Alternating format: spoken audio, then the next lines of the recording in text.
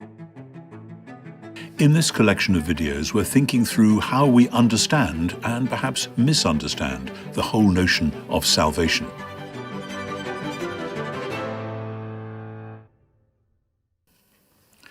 In this series of videos, we're looking at the whole question of salvation and what it means within the larger story that the Bible tells. And so here I want to try to sum up some of where we've got so far. What is salvation? Well, salvation, first and foremost in the Bible, is God's rescue plan for his whole creation. Creation seems to have been collapsing into corruption and decay and futility. Paul says that in Romans 8, that the creation has been subject to futility, not because of itself, but because God has allowed it to be subject until he puts humans right. So that's the second part of it, creation and humans, because creation was designed to work properly when humans, obedient, God-reflecting humans, were working in it to do God's will. That's how it was meant to be, because God always intended to come himself as a human being, to be the ultimate image bearer in his own world, to live with his people and to live there for his creation. So the whole of creation is to be rescued from its slavery to decay, says Paul, but the means by which that happens is through human beings. But for that, human beings themselves have to be rescued, because, again, as Paul insists in the letter to the Romans, humans have all sinned. That is, they have all failed in their vocation. They have failed to reflect the glory of God into God's world. And so, as we see in all the New Covenant teaching in the Old Testament, forgiveness of sins takes place at the heart of the New Covenant purpose, and the New Covenant purpose is for the sake of new creation. It's like a set of Russian dolls. They belong inside one another. And as you can imagine, if you have a child who's given one of those Russian dolls and doesn't realize that one goes inside the other, and so on, it's easy for us to imagine, if we hear the word salvation, that it simply means, well, I'm a sinner, I need to get to heaven, so God rescues me. And then we have a little sidebar which says, how does God rescue me? And we tell the story of Jesus.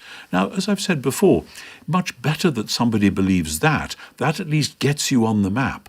But then, having got that far, don't stop. Read the whole Bible. See how that little story fits within the larger story.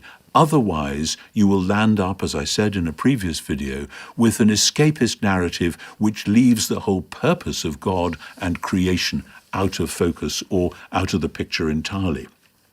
So there's a danger of short-circuiting, is what I'm saying, and settling for something much less than the full biblical picture. So a few of the quick analyses of salvation, the what, where, how, when, why, who. It's not always the best way of getting at things, but this may help for this. What is salvation? It is the rescue of God's creation and God's people from futility, from decay, from death itself, and from everything which leads in that direction. And because death is what happens when an image bearer has failed to reflect God's image into the world, death is the result of what we call sin. Because sin is the failure to be a genuine human being. The Greek word for sin is hamartia, which means missing the mark. It's from shooting an arrow at something and the arrow goes off course. What is the mark? The mark is genuine image-bearing humanness. And when we fail to be genuine image-bearing humans, we are saying, I don't want to be that sort of a creature. I am courting the disaster of death itself. So salvation from sin, salvation from death, is all about God rescuing humans to be part of his larger creational purpose. So that's the what of salvation, is rescue from death itself, which of course means resurrection. Because as I said in a previous video, if rescue from death means dying and going to heaven, my soul going to heaven, my body staying here, that's not rescue from death, that is a definition of death. Rescue from death means bodily resurrection. That's the what. Where does this happen? Well, that's a bit of a difficult question. From one point of view, the where is the whole cosmos. God has a plan for the whole of creation. That's where it ultimately happens. But that whole plan has been funneled down from creation as a whole to the human race, from the human race to Israel, from Israel to the exile, and then from the people of the exile down to Jesus himself. God's whole cosmic purpose funneled down onto Jesus, so that when we read the stories in Matthew, Mark, Luke, and John, we ought to be able to see in our mind's eye the whole story of the whole creation, somehow located, somehow being dealt with in this one man, this man who was God incarnate, this man we know as Jesus, Israel's Messiah, and now the world's Lord. So that it all happened on the cross and in the resurrection. Those are the seminal events. That's where salvation was accomplished and then implemented in the launch of new creation, which then has to go worldwide.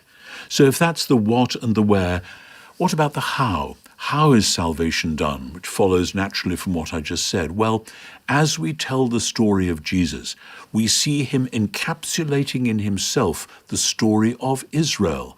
Jesus, as Israel's Messiah, embodies the people in himself.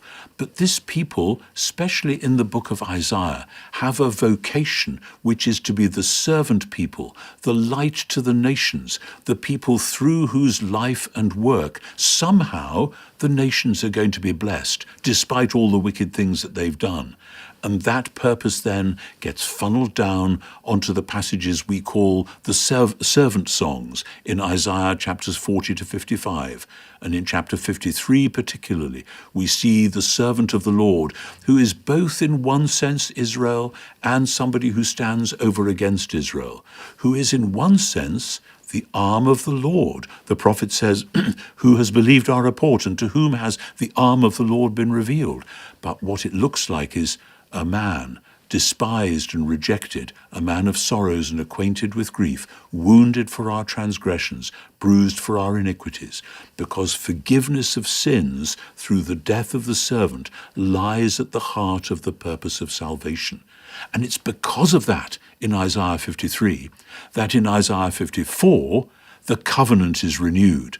And because of that, in Isaiah 55, creation is renewed. If we could only get our heads into or around the great poem we think of as Isaiah chapters 40 to 55, it would all actually come clear. This is how salvation is accomplished, through the purpose of God for Israel, as sketched in Scripture and in the prophecies, coming true in the sole person of Jesus himself, despised and rejected, Jesus giving himself in love for the sins of the world.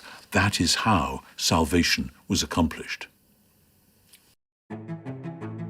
We have several videos in this series on the whole meaning of salvation.